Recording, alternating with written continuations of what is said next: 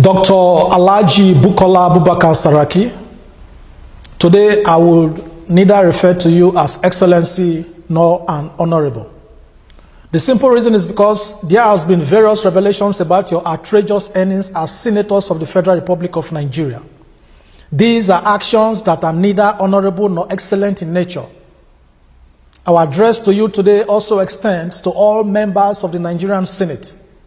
It also extends to Yakubu Dogora and all members of the House of Representatives that have mischievously received monies, our money, outside the laid-down law as prescribed by the Revenue Mobilization, Allocation and Fiscal Commission, ROMAFC.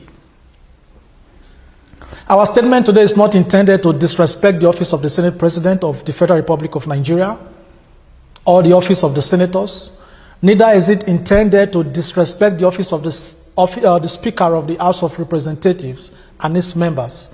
But if you are a federal legislator in the Federal Republic of Nigeria making laws for Nigerians, and you received any salary and you still continue to receive these salaries outside the law of Nigeria, overtly or covertly, this message is directed at you, and we reserve no apology.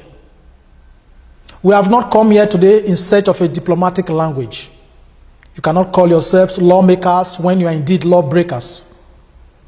We respect the positions you occupy, but our problem is with you, the occupiers of those exalted positions. Without mincing words, we dare to say that you are misfits for those positions. By way of introduction, I am Frederick Omoye Madorige. I'm the president of the Nigerian Association in Hungary. But today I'm not speaking on behalf of the Association of Nigerians in Hungary. Rather, I'm speaking as the global coordinator of the European Coalition for Security and Democracy in Nigeria. We are basing our speech today on the statement and accusations made against you by the following respected Nigerians. 1. Professor Isse Sage, the Nigerian Presidential Advisory Committee Chairman on Anti-Corruption, PACAC. His statement reads, "From the information I have gathered, a Nigerian senator earns about 29 million naira a month and over 3 billion naira a year." Number 2, Senator Shehu Sani. The running cost of a senator is 13.5 million naira every month. The salary of a senator is about 750,000 naira per month. The constituency project itself is given on a zonal basis, and almost every senator will go with a constituency fund of about 200 million naira. Number 3, Senate spokesman, Senator Aliyu Sabi Abdullahi. His statement is, Sani has not said anything new. Number 4, ex-governor John Obi. His statement, "None of you know what a governor earns.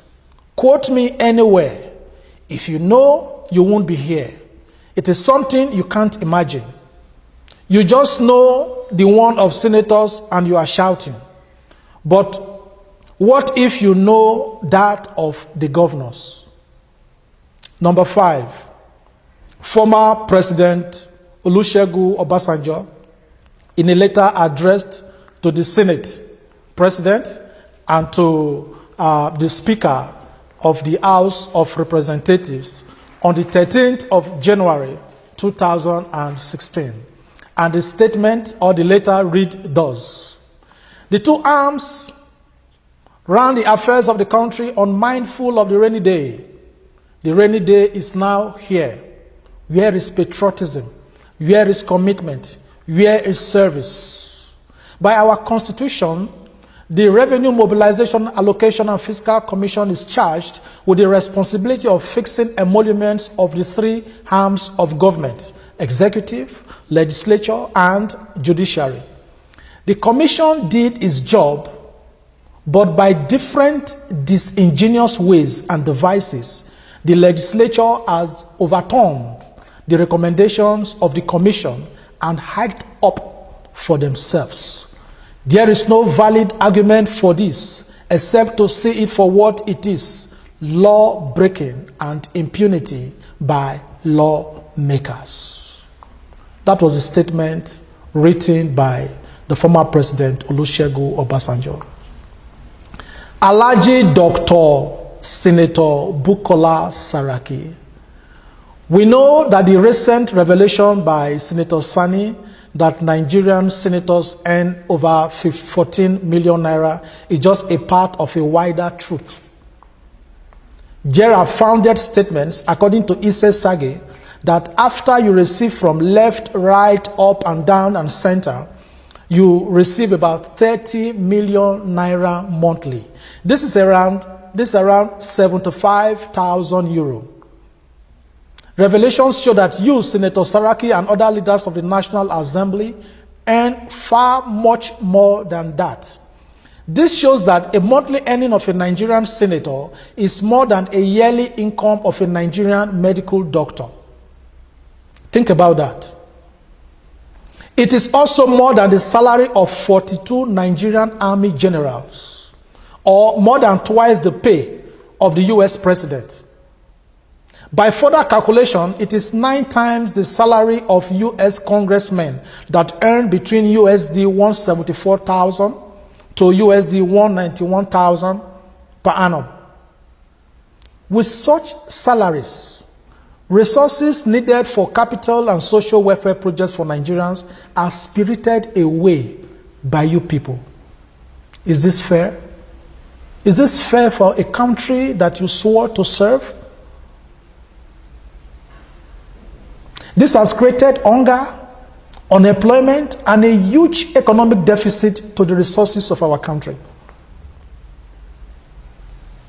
Why do you continue to do this to us as a nation?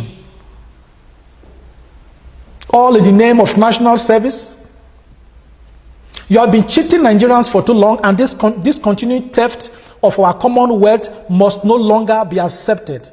The time for it to stop has come. The time has come for all Nigerians to come together and scatter the common enemies of national progress. Saraki, you voted various sums of amounts of money to yourselves against the law of Nigeria, and this is against Section 70 of the Nigerian Constitution, that says that only ROMAFC has the right to fix the salaries of all public office holders, including legislators. You people are earning more than what is statutorily appropriated to you.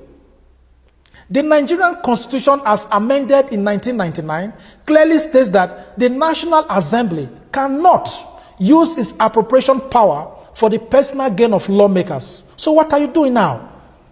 The earnings of these legislators without recourse to ROMAFC is a flagrant abuse of power. It is ultra-vires, inexcusable, unconstitutional, and to say the least, criminal. It is criminal. You are the ones that will fix your earnings, and you are the ones that will annually pad the national budget of our country, which you ingeniously pull out of our national treasury into your private pockets. This has been going on for years, and you always feel that there's nothing Nigerians can do. Now we are set to do something. You are so corrupt that even Obasanjo calls you corrupt. Sadly, the so-called leaders of Nigerians have so entrenched corruption that some Nigerians now glorify the corrupt. Nigerians now sheepishly keep quiet because stealing is no longer corruption. Let us recall that Dr. David Mark, as Minister of Communication many years ago, suggested death penalty for whoever steals telecom cable. He once referred to the Nigerian National Football Federation as the center of corruption in the country. Are today's senators, which includes David Mark, better than cable thieves and the National Football Federation put together? You politicians, you play the politics of I, me, and myself. You don't care a hoot about our country.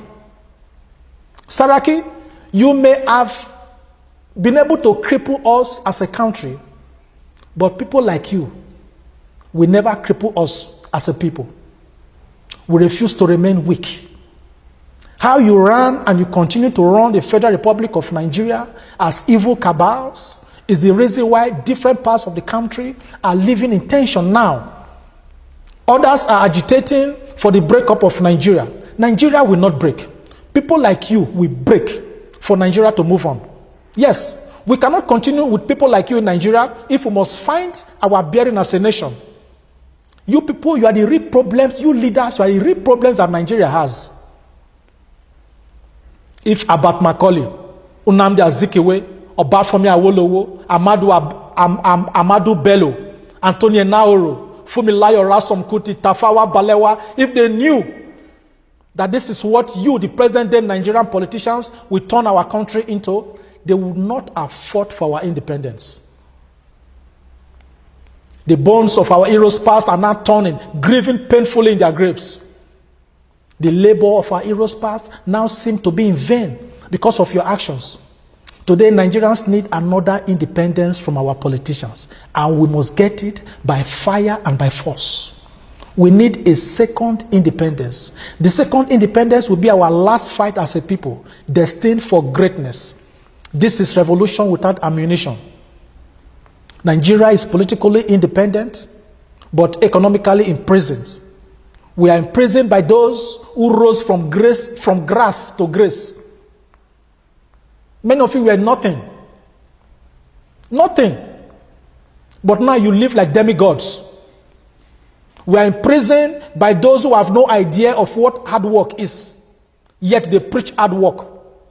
We are imprisoned by the products of the evil machinations of their self-seeking godfathers, who by sheer cunning imposed and